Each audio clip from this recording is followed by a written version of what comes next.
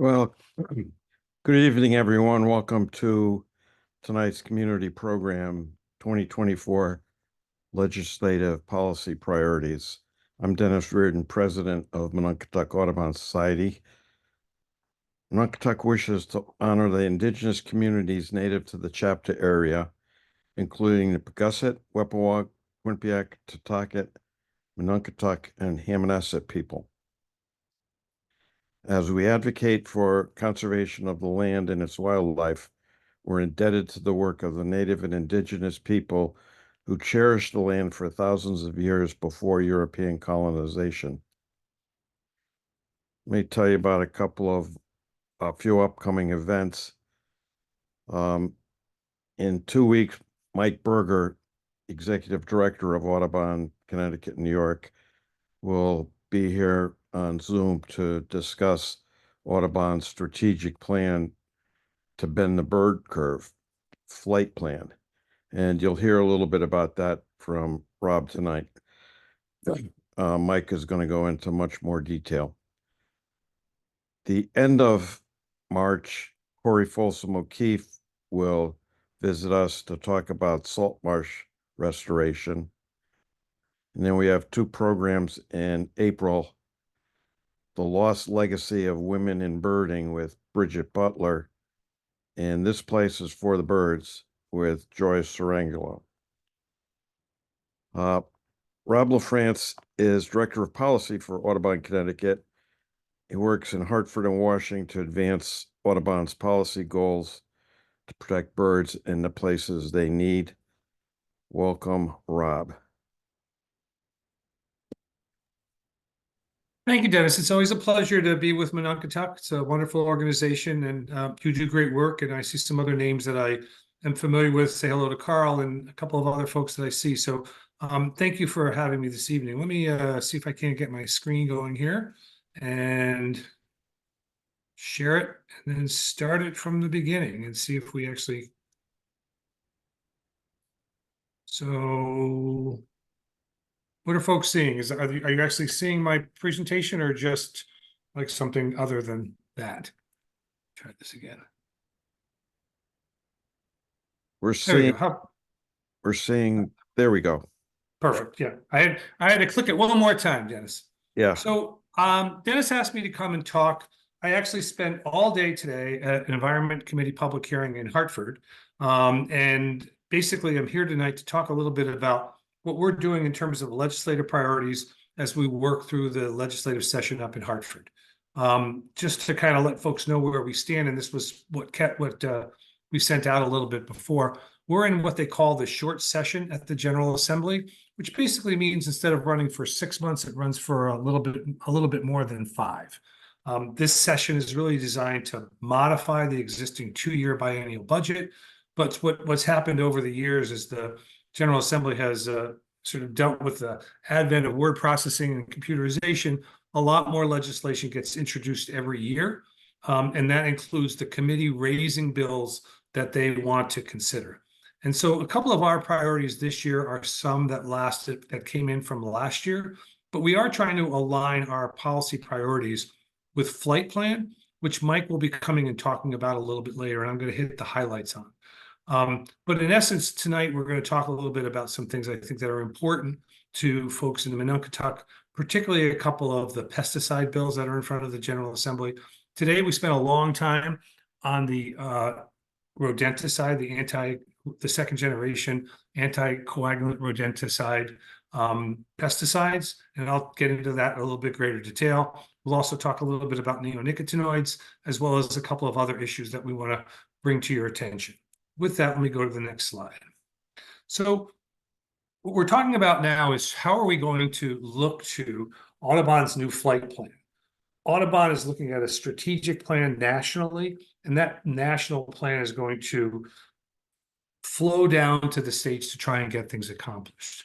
So if you think about it, a state like Connecticut may be further advanced on, say, climate issues, maybe perhaps more than the Mid-Atlantic or Texas, but we may not be as far ahead on things perhaps like conservation or money for conservation. A lot's going to depend on how we look at those issues and how we actually take what those priorities are and actually work together and harmonize them over a number of states. Dennis mentioned to you earlier that we do some work at the federal level. I'm not going to be speaking about that tonight. I'm just going to be talking about our local stuff that's happening in Hartford. But I know I've talked to a number of the folks on this call in the past about an important federal piece of legislation known as the Recovering America's Wildlife Act. And there are other things that we could talk about. Maybe we'll spend it at the end of today. We could spend some time on Q&A about what's happening at the federal level. But as part of the strategic plan, we've actually taken a subset of that, a policy agenda that we're referring to as Healthy Birds, Healthy Planet Agenda.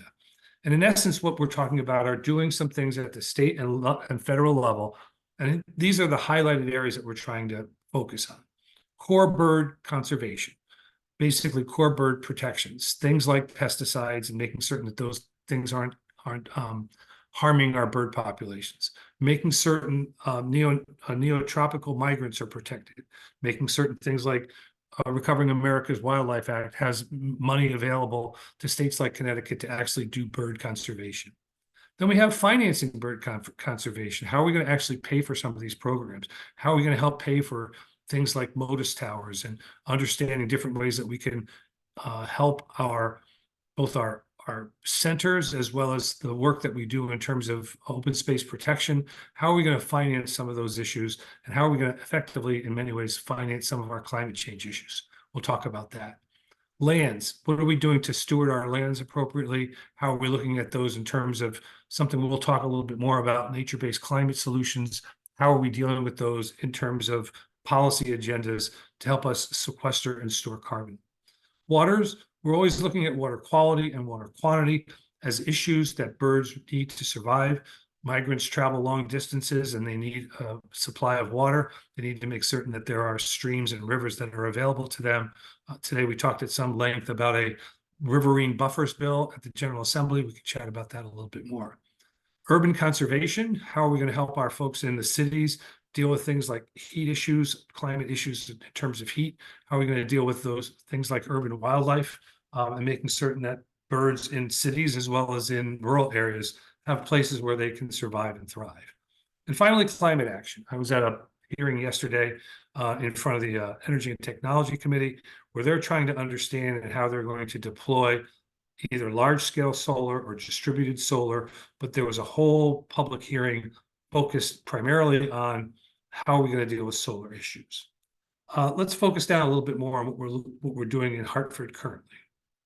So right now, one of the big issues that Dennis has talked about, and I've talked about many times, it's a focus for part of the flight plan, is focusing some of our attention on nature-based solutions. And nature-based solutions are basically looking to the natural ecosystem that's able to help us store and sequester carbon as one of the most powerful tools that we can use in our climate toolkit. In some studies, there was actually some studies that our science group is looking at, where they believe that up to 25%, perhaps even as high as 30% of the climate reduction, the greenhouse gas reductions we need, can come from these natural climate solutions. So this is a big focus of our work this year. And we have two bills where this issue is going to come up. One has been published and was part of a public hearing today, which is Senate Bill number 11, which is a governor's bill, Governor Lamont's bill, an act concerning coordinating Connecticut resilience planning and broadening municipal options for climate resilience. This bill in Section 10, it's I think a 35-section bill that covers a lot of issues, including modifying plans of conservation and development, but primarily it focuses on the first 9 sections plus the 10th section, focus on the ability of municipalities to create resilience districts where they can actually move forward to identify projects that will help them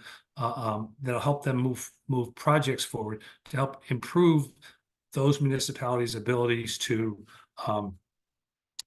deal with and to manage climate change and resilience issues. The governor is including in his biennial budget $5.75 million to help this particular bill move forward, including a number of areas, including things like studying climate resilience and other elements that municipalities could use. Effectively, these first 10 sections help finance the ability for towns to make these investments. And the 10th section talks about natural climate solutions as a priority for these investment zones. So we're very supportive of that. There's another bill that's coming out that hasn't actually been published yet. I expect to see it in short order. That's House Bill number 5004. It's a multi-pronged bill to deal with a number of issues having to do with climate change. And a couple of those things are important, but the most important part of this bill is that it's going to start to revisit something called the Global Warming Solutions Act. And it's going to start to try and consider nature-based climate solutions as one of the methods that can be used to help project how we're going to resolve our accounting, if you will, for greenhouse gas emissions.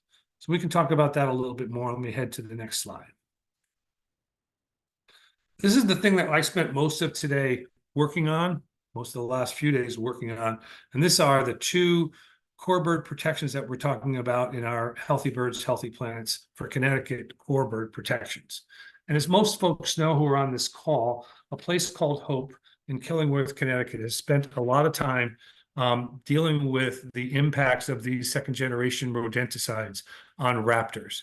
I think the numbers that came out today was some more than 60 birds out of about 70 or so, 75 birds that they were able to perform necropsies on, had these second-generation anticoagulant rodenticides in their systems.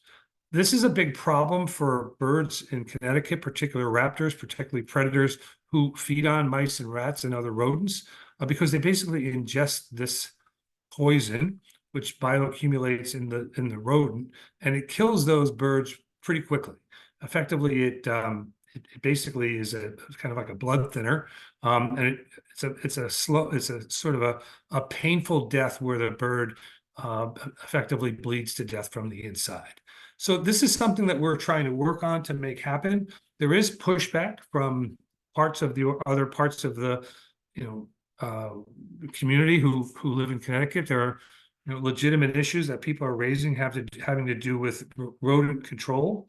And our argument in our testimony today was that we believe there are alternatives, safer alternatives to these second-generation anticoagulant rodenticides, which are particularly lethal.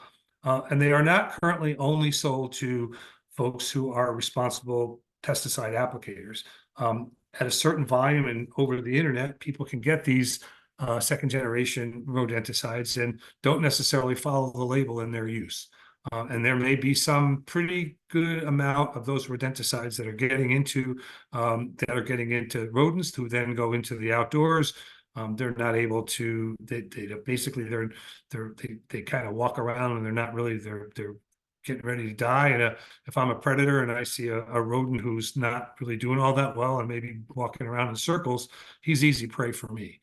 And so they end up taking these on and eating them, and they're full of these pesticides and rodenticides, and it ends up killing the predator. It's bad for it, that changing up that predator-prey relationship is bad on a lot of levels, because effectively we're doing away with the natural predators that help keep rodents in check naturally. The second issue that we have is neonicotinoids, and so that bill has not yet come to the environment for a public hearing. I expect it to come out probably later next week. I think the next public hearing will be next Friday in front of the Environment Committee. But this is the type of restriction that we'd like to see in the bill. And the bill language is out. My understanding, it was not drafted appropriately, but there are also some restrictions that are in that bill that folks who are working on this bill don't believe are enough. And what we're trying to do is to align this bill with what New York passed, which was the New York Birds and Bees Act, effectively really restricting the amount of these neonicotinoids, which, again, based upon the American Bird Conservancy's report, shows that these particular types of pesticides, which affect pollinators, which is very clear, we know that they do that, but they're also having significant effects on bird populations. So as a result of that, we're supporting this. The Connecticut Audubon Society is actually holding a seminar on this, and I'll get that information to Dennis if anybody here wants to find out a little bit more information about what we know about these neonicotinoids, what we've learned from the New York experience, and what we think we need to do in Connecticut to pass some legislation here. My understanding is in New York that they did pass some seed regulation that piece of it will probably not be part of the neonicotinoid bill here in Connecticut. Next thing I want to talk about is like financing bird conservation. I think many of the folks on the call here are familiar with something called the Community Investment Act. It's basically a fee that people pay on their transactions, their land use transactions, and that goes into something called there are 4 pots of money that goes into. One's historic preservation, the second is open space, the third is agriculture, and the fourth is affordable housing. This time, the chairperson of the Appropriations Committee has indicated a willingness to open this and raise some additional funds for the Community Investment Act to try and improve it and to make certain other things are included in it. We've not yet seen language for that, but my understanding is there will be an increase in the fee, and there should be some associated increases in open space protection and possibly some other elements which we have not yet quite seen. But this is something that we've been monitoring and continue to monitor. I think folks remember that a number of years ago, some of these funds were tried to be swept, and it was important that we kind of keep them available because they are money that is used by the agency and others to perform some important tasks. The other issue that came up today in the public hearing is our budget priorities.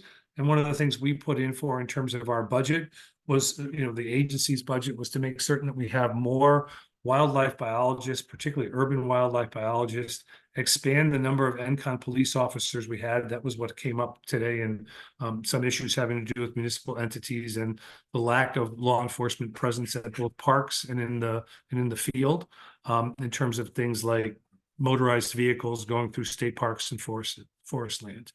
Not enough active police officers on duty to do the NCON officers. I think that the number that they're at right now is about 58, and in reality, they should probably be about 70 or 80 statewide.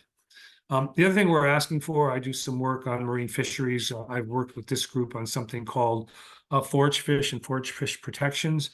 Our testimony basically also requires that we add an additional marine fisheries biologist, preferably at the PhD level. Last few years ago, we were able to, first we passed some regulatory aspects for horseshoe crab, and then last year we actually passed a prohibition on the hand take of horseshoe crabs in Connecticut. Those species, that particular species, doesn't have a dedicated person monitoring them and making certain we know what the status of those populations are. To try and get an additional fisheries manager to do that work, we think is critically important because it's not just horseshoe crabs, but a number of other forage species, which again, a couple of years ago, we were able to get a Forage Fish Protection Act passed in Connecticut. But it's not going to be meaningful unless we have biologists who are monitoring the health of those species for the birds that we care about. And I'll pause there. A lot happening. I probably went through it perhaps a little quickly, but I wanted to make certain we had enough time for questions and answers. So I'm happy to do that and talk about other bills that may be of interest to folks, or just generally about the session currently. Yeah, so if you have a question, please unmute yourself and ask.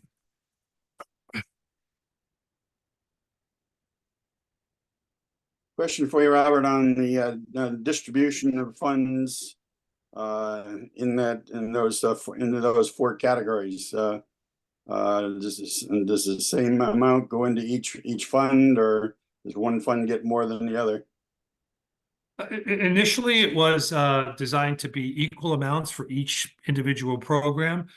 It's gotten back to that. Historically, at some point in time, agriculture got some additional funds, but I believe that was for a limited amount of time to deal with particularly with there was a number of issues a few years back with dairy farmers. So there was an additional subsidy put into the dairy farms provisions I believe that was in limited time, and now I think they're back to an equal amount for each of those. And again, it's a question of the funds have to move. If the agency or the people who are sort of dealing with those funds don't move them, then the General Assembly and the Appropriations Committee will look at that to find out whether or not they're moving on. For example, if historic preservation isn't spending the money that's in their account, they might make adjustments from year to year to maybe move that money to, say, for example, open space protection or housing. Housing is a very big issue that we're dealing with at the General Assembly this session.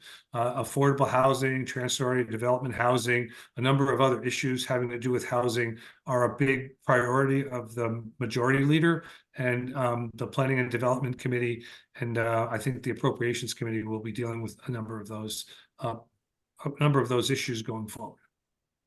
Thank you. Yep.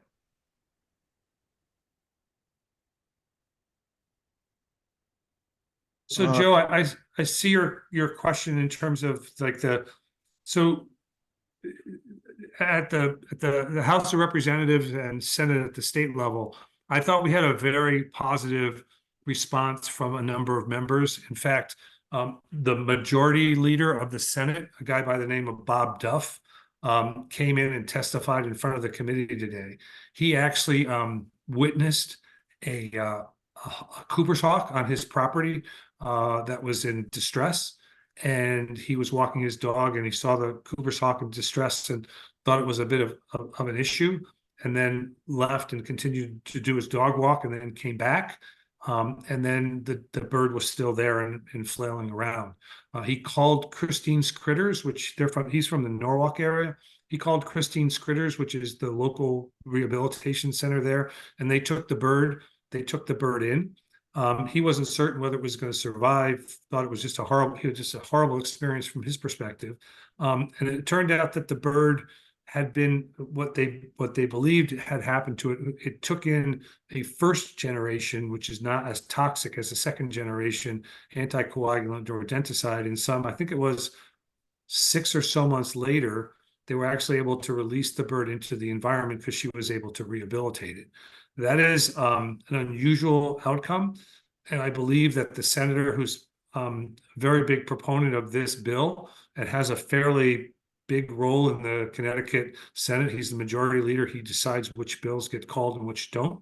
He indicated in his testimony today that he wanted to have a strong bill come out of the committee, and we'll have to see what they end up doing. There was a lot of pushback from the agricultural community, a lot of pushback from the rodenticide applicators folks, but I thought we had a good overall hearing. Well, I'll just share one really kind of cute story. The second or third person to come out of the gate today was a Cub Scout troop, and they had 2 folks who had actually visited a place called Hope, which is the Killingworth facilities where students from Middletown, and they provided some of the best testimony you could ever see. If you get a chance, you can watch the video. I'll send it to Dennis, but this young girl, Audrey, I think her name was, got up in front of the committee and just hit it out of the ballpark. Just a beautiful testament to youth and the beauty of what children can say and do in terms of moving a particular piece of legislation forward. I was very touched by it. And I think others, if you watch her little 3 minutes of fame, or maybe it was more like 5, it was really a wonderful, wonderful thing to see. Anybody else?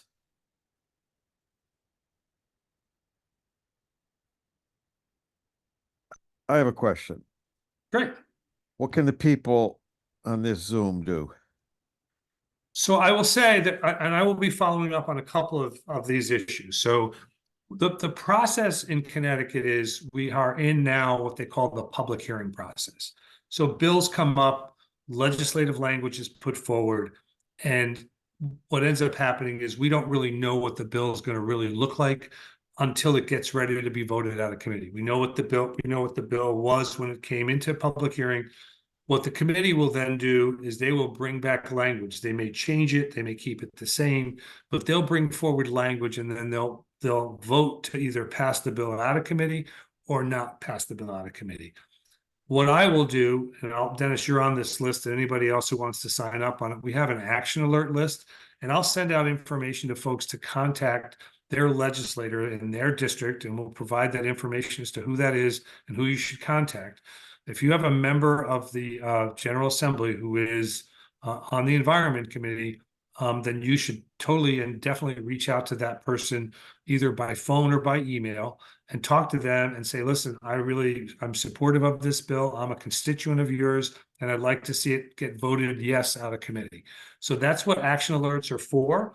That's why we try and work with folks. But the other thing I would strongly encourage folks to do, if they haven't done it already, is just go to the General Assembly's website.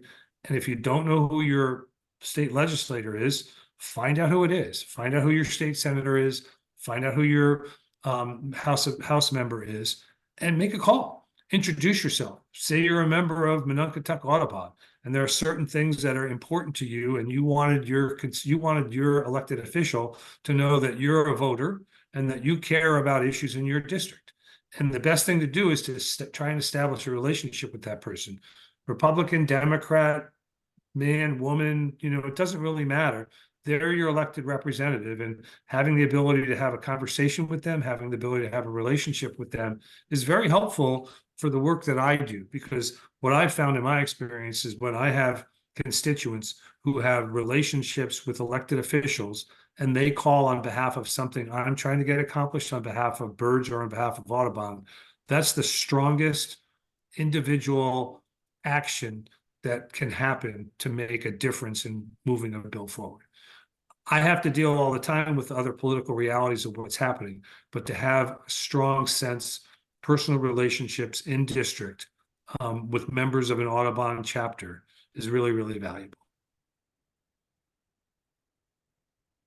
Yeah, and that they're going to hear, the legislators are going to hear from the industry lobbyists. Correct. And absolutely. There are more of us than them. And that's the power of representative government, right? It is the ability of folks to be able to pick up the phone or drop an email or write a note to your elected official and say, this is important to me as a bird lover, and I want to see this happen. The other thing I don't know how many people know, and it's so old hat to me, I just do it easily. And I could spend a minute or two here if it's helpful to share my screen and show you how the General Assembly website works.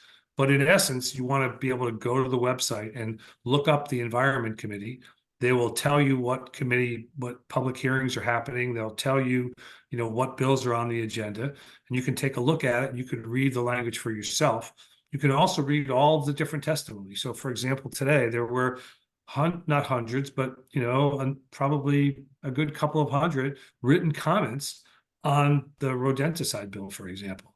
And many of those were from people just like the folks here who basically put in their testimony. One of the board members that I work with has a relationship down in Fairfield County. Dr. Ben Oko, he put in testimony on the rodenticide bill today because it was something that was important to him. And then he shared that testimony with his two elected officials, so they know that Ben Oko, a constituent of theirs, is actually, is watching, is paying attention to this issue and would like to see a certain outcome. And that, I can tell you, that helps. And among the testimony is testimony from me on behalf of Mononkatuk. Great. I didn't know you did that, Dennis, but that's what I say for you. Thank you. So, and yeah. Anybody else have questions?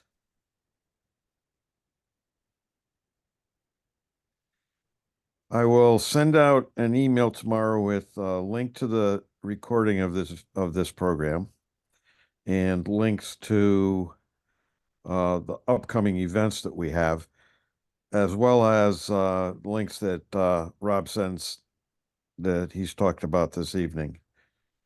And if there are no other questions, last chance, folks.